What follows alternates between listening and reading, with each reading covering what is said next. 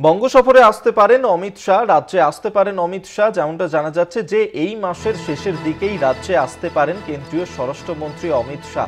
আজকের যে সাংগঠনিক বৈঠক, সেখান থেকেই এই বৈঠক থেকেই এই বিষয়ে বলেছেন সুকান্ত মজুমদার।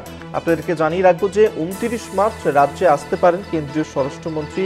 যেমনটা এখনো পর্যন্ত জানা যাচ্ছে 30 মার্চ সাংগঠনিক বৈঠকে অংশ নেবেন অমিত শাহ। বঙ্গ সফরে আসতে চলেছেন তিনি। বঙ্গ সফরে এই মাসের শেষের দিকেই রাজ্যে আসবেন কেন্দ্রীয় স্বরাষ্ট্রমন্ত্রী অমিত শাহ এবং সেখানেই সাংগঠনিক বৈঠকে এসে যোগ দেবেন তিনি, এমনটাই বলেছেন সুকান্ত মজুমদার সাংবাদিক বৈঠক। কি বলেছেন সাংবাদিক বৈঠকে এই বিষয়ে সুকান্ত মজুমদার শোনাবো। আমরা বিভিন্ন প্রপোজাল বানিয়ে কি ধরনের বৈঠক উনি করবেন তা আমরা পাঠালাম বা পাঠাবো বলা বলা, তার মধ্যে থেকে উনি সিলেক্ট করবেন। তার আসল সাংগঠনিক আমি যেটা আগেও বলেছিলাম আপনাদেরকে, যেটা ঠিক আছে যে উনি 29 তারিখ রাত্রিবেলা কলকাতায় নামবেন, 30 তারিখ আমাদেরকে সময় দেবেন।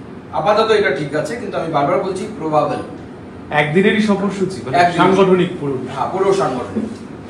তার মধ্যে যা এখনো পর্যন্ত যা আমরা ঠিক করেছি সমস্ত প্রোগ্রাম আমরা হলের ভেতরে করব।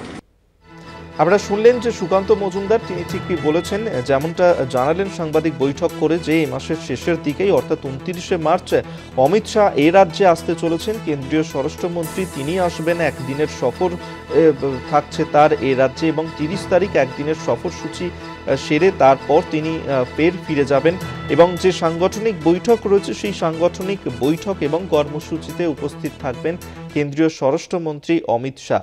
রাজ্যে আসতে চলেছেন অমিত শাহ এই মাসের শেষের দিকেই। এখনো পর্যন্ত যে বিষয়ে সিদ্ধান্ত হয়েছে যে সবটাই সাংগঠনিক কাজ থাকবে এবং সেক্ষেত্রে একটি বৈঠক করার সম্ভাবনা থাকছে এবং তার এই সফরসূচি নিয়ে ইতিমধ্যেই প্রস্তুতি শুরু হয়েছে। বিশেষ প্রতিনিধি অঞ্জন রায় আমাদের সঙ্গে টেলিফোনে রয়েছেন, এই নিয়ে আরো বিস্তারিত জানবো। অঞ্জন দা, এই মাসের শেষের দিকেই রাজ্যে আসতে পারেন অমিত শাহ, তার এই সফর সম্পর্কে কি জানা যাচ্ছে? দেখো, আমরা আগেই বলেছিলাম যে 30 তারিখে এ মাসের শেষের দিকে অমিত শাহ কলকাতা আসতে পারে, কলকাতা টিভিতে আমরা বলেছিলাম। আজকে সুকান্ত মজুমদার বিজেপি রাজ্য সভাপতি জানিয়েছেন যে 29 তারিখ রাতে তার আসার সম্ভাবনা। 30 তারিখ সারাদিন ধরে তার দলীয় কর্মসূচি আছে, বিভিন্ন বৈঠক আছে এবং তারপর তিনি রাতের দিকে আবার দিল্লিতে ফিরে যাবেন। সাংবাদিকরা তার কাছে জানতেও চেয়েছিল যে কোনো জনসভায় তিনি ভাষণ দেবেন কিনা। সে ব্যাপারে জানিয়েছেন যে এখনো কোনো চূড়ান্ত সিদ্ধান্ত হয়নি। সম্ভবত যা মনে হচ্ছে যে দলীয় সভাপতি নির্বাচিত হয়ে যাবার পরই অমিত শাহ আসবেন, নতুন সভাপতিদের নিয়ে, নতুন জেলা সভাপতি এবং বাকি যারা দলীয় কর্মী আছেন তাদেরকে নিয়ে সভা করবেন। পুরোটাই 26-এর নির্বাচনের প্রস্তুতি হিসাবে অমিত শাহর এই সফর বলতে পারো। ধন্যবাদ অঞ্জন দা তোমায়। অঞ্জন রায় বিশেষ প্রতিনিধি আমাদের সঙ্গে টেলিফোনে ছিল।